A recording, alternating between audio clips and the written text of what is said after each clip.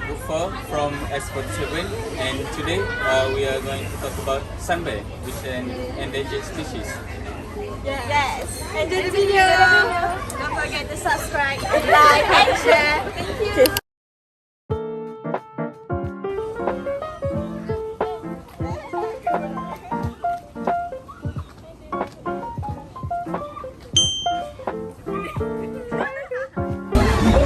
Hi, so my name is Laila. So, bears, right? So, did you know they are mammal and there are 8 species of bears?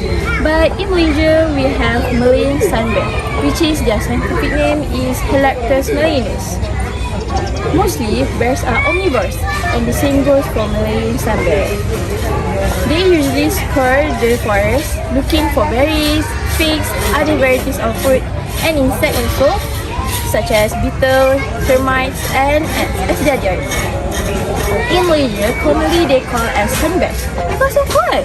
Because they are excel using their long, curved claws for climbing the high trees with ease and speed, with a long slender tongue for extracting honey from bee nests. Malayan sun bear also called dog bears. Because of what dog bears?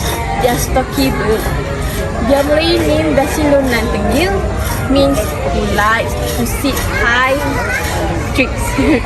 Have you ever wondered how sun bears look like in real life? Now let's proceed learning about their basic morphologies and features. Let's go! The Malayan sun bear, the smallest of all bear species, is found in the tropical forest of Southeast Asia. Standing only about 1.2 to 1.5 meters tall, it's much smaller than its bear relatives, but no less fascinating.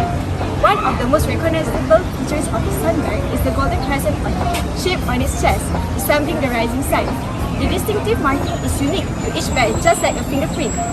Sun bears have long curved claws and strong paws which they use to climb trees and tear into bark. Their claws are essential for foraging as they dig out insects and honey from hidden bees. Perhaps most impressive is their tongue, measuring up to 35 centimeters. They also use it to reach deep into termite moths, making insects a key part of their diet. I wonder the locality of sun bear. Let's go ask Ari. Sun bear are commonly found in tropical forests in Southeast Asia. The range of the sun bear is bounded by northeastern India to the north, then south to the southeast through Bangladesh, Cambodia, Myanmar, Thailand, and Vietnam. In mainland Asia to Brunei, Indonesia, and Malaysia to the south. Most sun bear are distributed between the sea level and 2,700 meters above sea level. There are 2 subspecies of sun bears: Malayan sun bears and Bornean sun bears. Bornean sun bears are half of the Malayan sun bears, and scientists believe this is an evolutionary adaptation to food shortage. Alia, can you tell us about the importance of sun bears to our ecosystem? Yes, sure. Do you know that sun bears are actually a keystone species that play many important ecological roles in the forest ecosystem? What are their roles? While hunting, they create hollows which provide new habitat and nesting sites for other animals, such as hornbill and also flying squirrels. On top of that, as they dig for the invertebrates such as earthworms and ants, they mix nutrient-rich and nutrient-poor soil, enhancing the forest nutrient cycle. Moreover, the sun bear also love for fruits, make it an excellent seed disperser, earning them the title of forest planters. Why? Because as they roam the forest, they leave behind nutrient-rich feces containing seeds from the fruits they've eaten, providing immediate nutrients for the seed's growth. This relationship aids the natural regeneration of the forest, as sun bears also drop seeds from far away from the parent tree, increasing their chances of survival. Sometimes, you can even spot seedlings sprouting from the bear's dropping. What if it isn't the fruit season? Sun bears will rely on termites supporting forest health by preventing these destructive insects from taking over. They act as forest doctors by controlling pest population, particularly termites, which can harm both leaf and dead trees. There are some termite species that build their nest within a tree host, which can eventually kill the tree. We don't want that. So, they dig into termite nests to feast on them, helping to keep termite population in check and protecting trees from damage. Unfortunately, sun bears are not a globally threatened species. How could this happen? I know. There are 2 major threats towards Malayan sun bear. The first one is habitat loss. there is a rapid loss of biotropical forest habitat to agricultural expansion for oil palm plantation and other crops. The commercial logging and clearance for agriculture are destroying the lowland forest habitat at an alarming rate. Not only that, forest fires also pose a major threat to sunbears. A record-setting peak wildfires in Indonesia and Malaysia destroyed large areas of tropical rainforest over the last year, which is the habitat of these enduring animals. Secondly, sunbears are popular for hunting for traditional remedies. In Southeast Asia, the biggest threat to sunbears is the bear bile trade. The use of bear bile in traditional medicine, which was first described in the year of 959, is still a popular cure prescribed throughout China and mainland Asia, despite attempts to replace it with a synthetic bile. However, research has shown similar results with synthetic bile. The main component in bear bile can be synthesized and is available commercially for purchase throughout Asia, but that hasn't put a stop to the bear farms or to trafficking.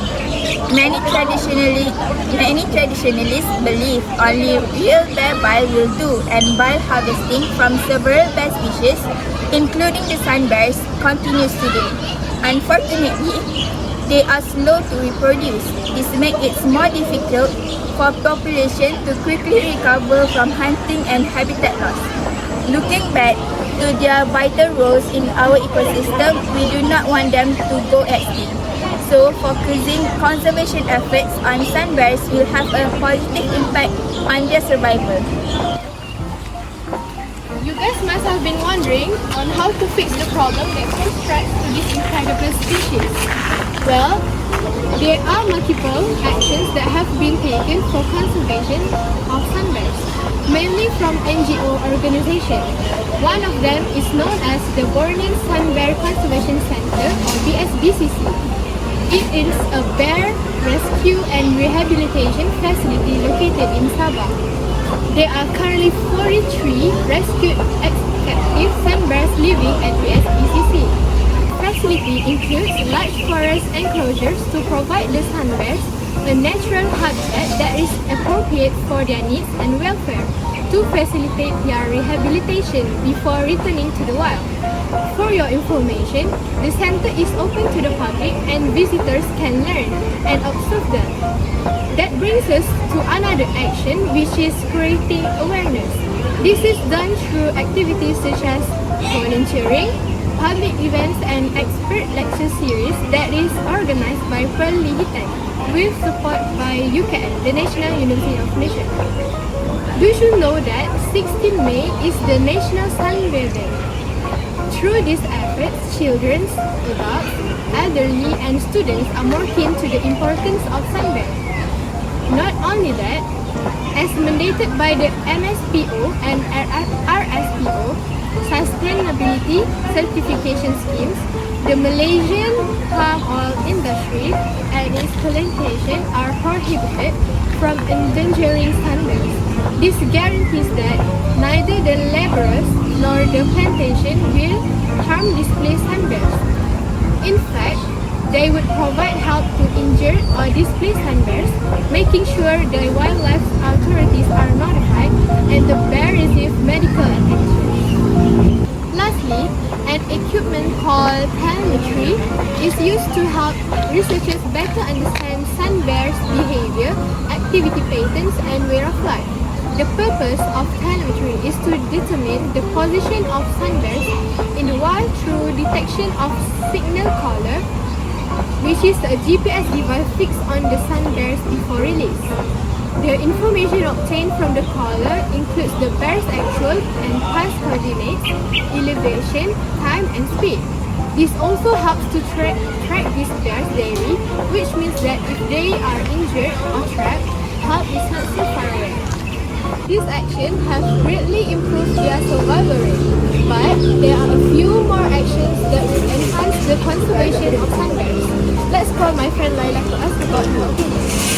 Laila, what do you think? Do you agree with I agree with you. So, from our perspective, I suggest to involve local communities in conservation projects, conduct workshops and training sessions to educate community members about the importance of sunbears. Next, we can collaborate with NGO, government agency and research institutions to pool resource and expertise for sunbears conservation project by collecting fundraising to make this happen. Lastly, we need to develop educational programs in school to raise awareness about sunbears in our local ecosystem and how to enhance their conservation practices.